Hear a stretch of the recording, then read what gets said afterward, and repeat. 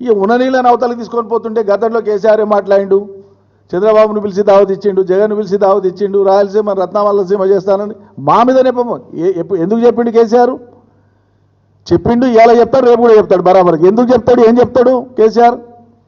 తెలంగాణ ప్రాంత ప్రయోజనాలు నెరవేరినాక, ప్రాథమికంగా మా ప్రయోజనం నెరవేరినాక, మా ఆకలి తీరినాక, మా దప్పు తీరినాక, మా సాగుబడి ఏలినాక తప్పకుండా మిగిలిన నీళ్లు ఇతర క్షామపీడిత ప్రాంతాలకు పోవాల్సిందే, రాయలసీమ ప్రజలకు కూడా న్యాయం జరగాల్సిందే. ఇది ఆనాడు, నేడు, రేపైనా మేము ఇది మాట్లాడతాం, దీనికి కట్టుబడి ఉన్నాం మేము.